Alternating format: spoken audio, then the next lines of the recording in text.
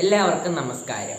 ഞാൻ ഇന്നിവിടെ സംസാരിക്കാൻ പോകുന്നത് ജീവിതത്തിലെ യഥാർത്ഥ വിജയം എന്താണ് എന്നതിനെ കുറിച്ചാണ്. നമുക്ക് നോക്കുകയാണെങ്കിൽ പണമാണോ അതോ പ്രശസ്തിയാണോ അതോ രാത്രിയിൽ നല്ല രീതിയിൽ മനസ്സമാധാനമാണ് ഉറങ്ങാൻ കഴിയുന്നതാണോ യഥാർത്ഥ ജീവിത വിജയം എന്ന് നമുക്ക് എപ്പോഴും ആലോചിക്കാറുണ്ട്. അപ്പോൾ എന്താണ് യഥാർത്ഥ ജീവിത വിജയം? ഇത് പറയുമ്പോൾ ഒരു കഥയാണ് എൻ്റെ മനസ്സിൽ ആദ്യം ഓർമ്മ വന്നത്.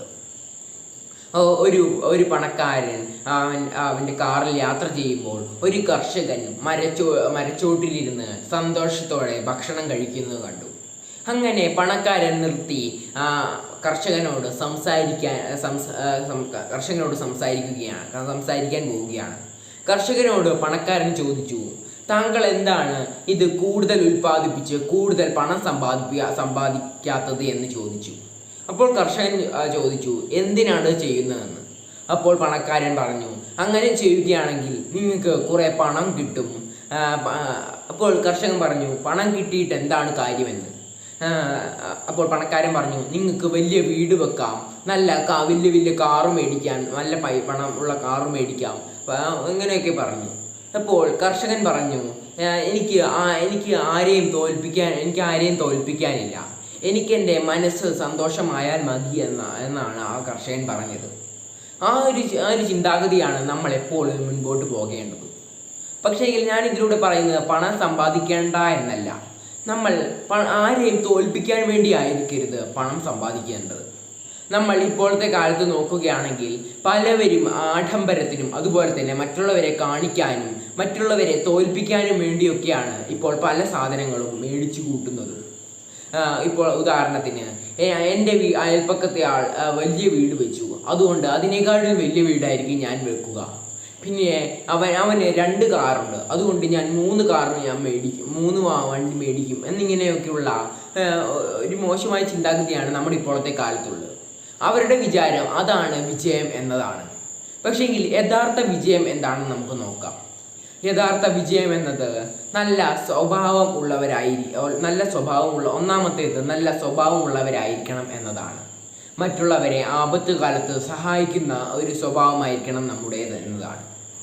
പിന്നെയുള്ള രണ്ടാമത്തെ വിജയം എന്ന് പറയുന്നത് നമ്മൾ നല്ല രീതിയിൽ ആരോഗ്യം നോക്കുന്നുണ്ടോ എന്ന നമ്മുടെ ആരോഗ്യം നമ്മൾ നോക്കേണ്ടത് അത്യാവശ്യം തന്നെയാണ്.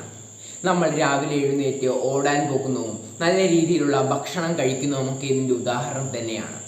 പിന്നീട് മൂന്നാമത്തെ ഒരു കാര്യമെന്ന് പറയുമ്പോൾ നമ്മൾ സമൂഹത്തിന് വേണ്ടി എന്ത് സംഭാവന ചെയ്തു എന്നതാണ്. അങ്ങനെ നോക്കുകയാണെങ്കിൽ ഡോക്ടർമാർ രോഗികളെ സന്തോഷത്തോടെ ചികിത്സിക്കുന്നു, അവരുടെ രോഗം മാറ്റി കൊടുക്കുന്നു, അവരൊരു വിജയികൾ തന്നെയാണ്. പിന്നെ അധ്യാപകർ ഒരു കുട്ടിയുടെ ജീവിതത്തെ തന്നെ മാറ്റിമറിച്ച് അവരുടെ ജീവിത വിജയം കരസ്ഥമാക്കാൻ സഹായിക്കുന്നു, അവരും അവരുടെ ജീവിതത്തിൽ വിജയിച്ചവരാണ്.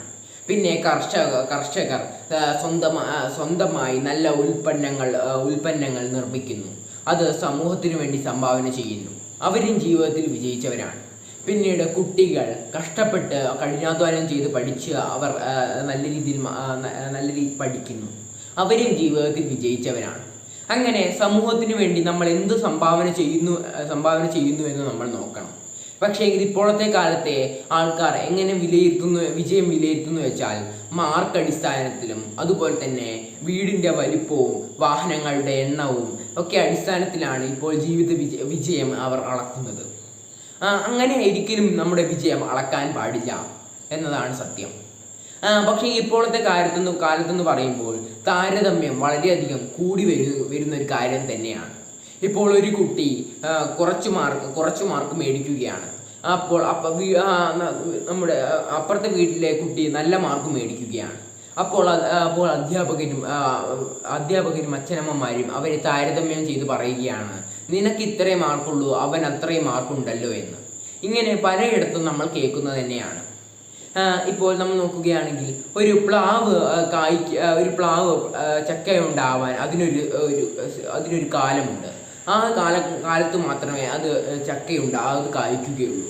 അതുപോലെ തന്നെ നെല്ലിനും അതുപോലെ തന്നെ കാലമുണ്ട്. ആ ഒരു കാലത്ത് മാത്രമേ നെല്ലിനും കായ്ക്കാൻ കഴിയുകയുള്ളൂ. അപ്പോൾ രണ്ടിനും ഒരേ സമയത്ത് കായ്ക്കാൻ കഴിയില്ല. ഇത് തന്നെയാണ് നമ്മൾ അവിടെയും ചിന്തിക്കേണ്ടത്. അവർക്കും എല്ലായ്പ്പോഴും നമുക്കങ്ങനെ ചെയ്യാൻ കഴിയില്ല. ഇത്രയും കാര്യങ്ങൾ പറഞ്ഞുകൊണ്ട് ഞാൻ എൻ്റെ പ്രസംഗം നിർത്തുന്നു. നന്ദി.